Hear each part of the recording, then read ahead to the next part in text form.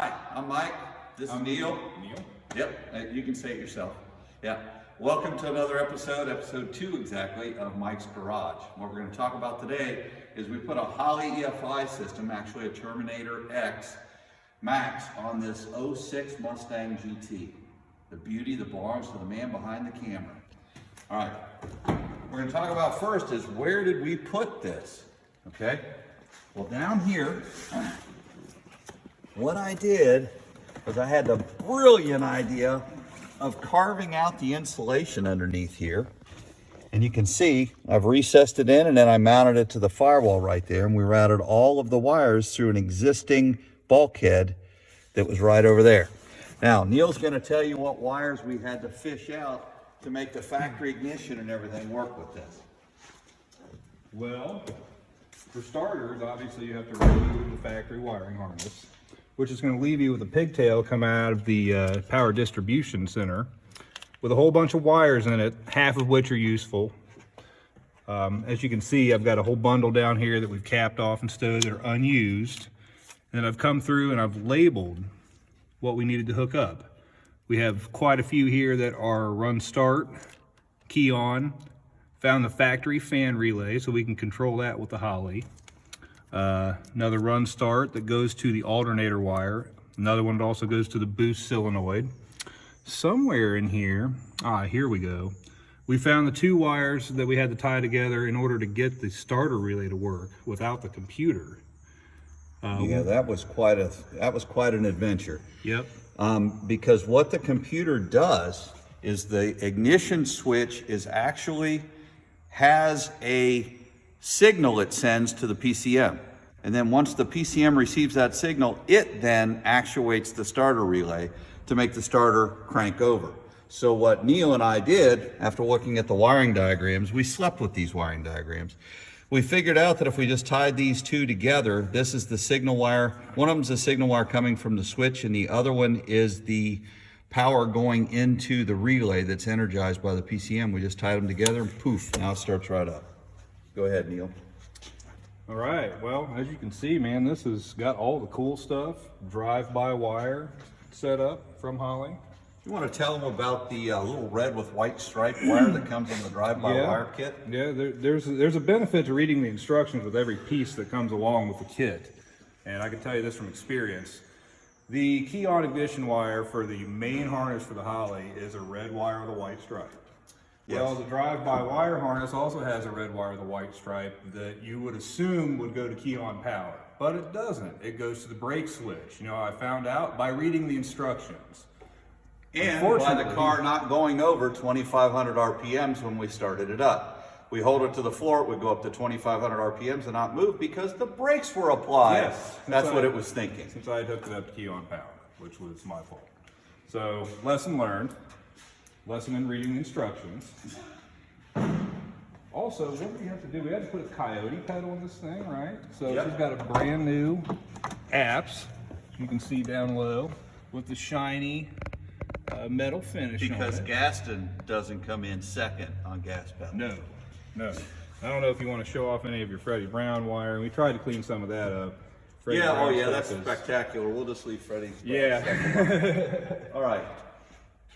And the digital dash, you can't forget that.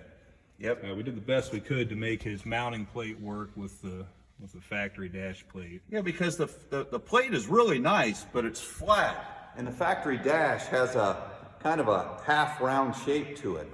So what Neil did was use some spacers between the mounting plate and the original dash on the top. And when you look in there, it actually looks like it contours to the dash, when in fact it does not. All in all, it beats a blank, and it beats a couple wood screws and a piece of cardboard holding it into the dash, so it looks pretty nice. All right. There we go.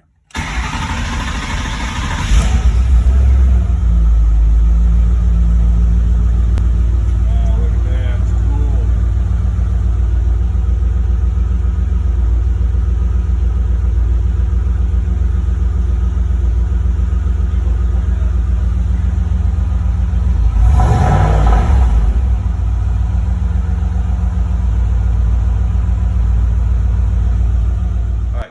So another thing we had to do that 2 valves and 4 valves don't have is the variable cam timing that these have, VCT. So the Holley, they do make one for the Coyotes to control the variable cam timing. Actually, it's variable valve timing on a Coyote. But we didn't want to opt for anything like that or mess with that on this. So what we did is we deleted it. And what you have to do is take the cam phaser off. You use a spiffy little tool that goes down into the chains, and we're going to show you that in another episode. Then you can remove the gear, take the gear apart, and put a phase lockout in it. It's a little aluminum block that's machined to fit in. And once you reassemble it, you put it back in, line your marks up, and bolt it down with a new cam bolt. That's key. And then you torque it to, I believe it was 30 Newton meters, and then you go 90 degrees, or it was 40 Newton meters, you go 90 degrees. Look it up, don't trust me. All right, so then that means these aren't used anymore. These are your phaser actuators. So what they do is they move up and down and hover and allow oil to go in and fill up one cavity or the other to make the cam either advance or retard. So we're not doing that anymore. These are locked in at just straight up. So whatever the stock setting is at startup, that's what these have. Other than that, this was a pretty straightforward setup. This is also going to have boost control, which is a whole nother segment we're going to do on this one. What you see right there is I always use steel line whenever I put a boost solenoid in line. I don't like rubber at all when it comes to that. So Parker Store is my friend at that point. Okay, one quick side note that you'll notice, since this is a 3 valve, the connectors for the capacitors for the RF interference for the ignition system are different. So if you want this to be plug and play, you're going to have to go to the junkyard, pull them off of a 2 valve, which should be readily available. Okay. All right, there was another part that is a little different on the 3 valve. The 2 and 4 valve, the coolant temperature sensor is actually it's screwed into a manifold that has coolant flowing under it. The 3 valve is just like the Coyote in that it has a temperature sensor under the intake manifold that screws into the head. It's not exposed to coolant. So there's a problem, okay? There could be a problem. We actually looked at it and we adapted it. So let's go ahead and start it up and we're going to show you what we did, all right?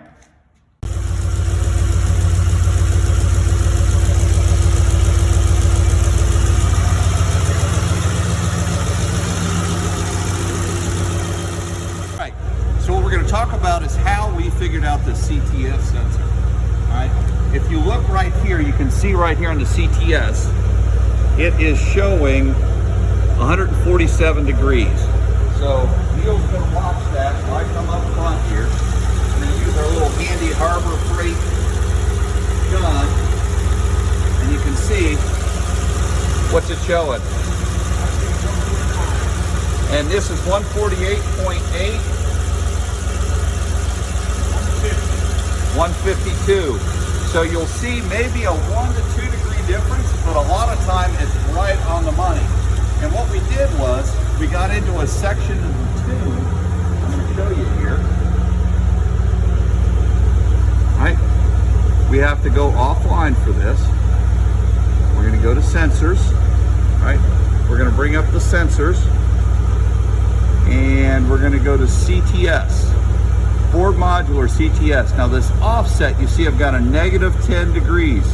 When we first started with this, we saw that we were seeing 90 degrees on here and we were seeing 80 degrees on the coolant. So what we did is we pulled out 10 degrees negative, so it reads 80 on the gun and 80 on here now. So the temperatures pretty much sync. This is just what we experienced. If you're going to do it yourself, you need to buy one of these handy Harbor Freight guns and do it yourself and figure out what your car likes. We want to talk about a quick side note on the digital dash. It comes with a 4-foot can extension, which doesn't look like it'll fit at first until you route it into the car. And luckily, the cable that comes out of the back of the LCD display is pretty long, so you can get it over to where it comes out on the passenger side of the console, right in that area, if you see the connector down there. And it gives you 2 ports. So the CAN cable coming from out in the main harness is here, and then this second port allows you to be able to plug your smaller display that comes with the Terminator X in and run both the digital dash and your small display, which is pretty cool. Hey, hope you enjoyed the episode.